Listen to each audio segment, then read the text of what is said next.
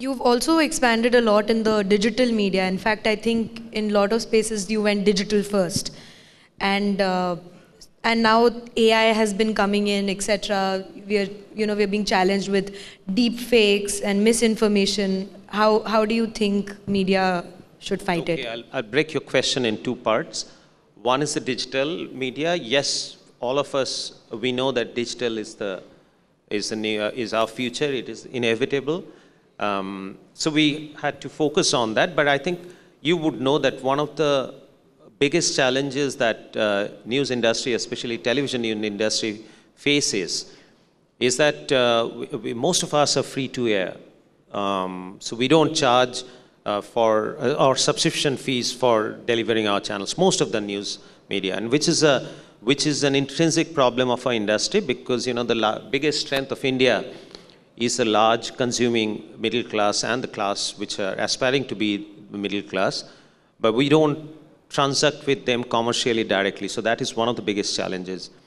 And the other thing that I've seen that we trade with eyeballs. Like our network, we get 100 million fresh eyeballs every month. Not fresh, unique eyeballs every month. But you have the other startups who predominantly trade with eyeballs, and they've become very big in terms of valuation, many unicorns.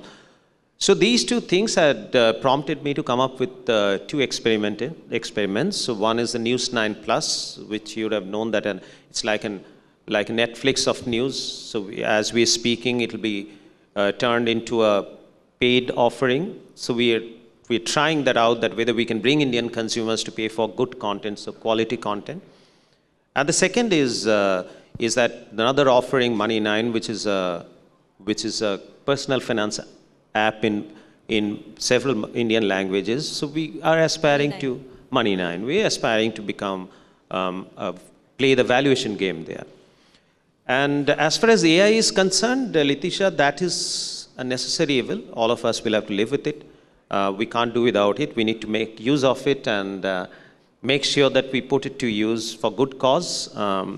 And if you ask me if I have to give anybody one recommendation, authority or policymakers, I think one thing works everywhere, that you create strict rules and regulations and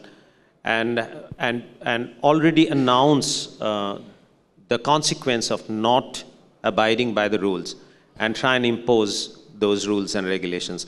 That's the only way. And Western media has gone many steps ahead. I think New York Times have kept an editor for fact check. So we responsible media will have to get into that we need to check each fact. We have larger role to play. We don't drive wrong narratives. We don't pick up news from social media and or an unauthorized source and disseminate that. But so in sum and substance, you have to live with it and make good use of it.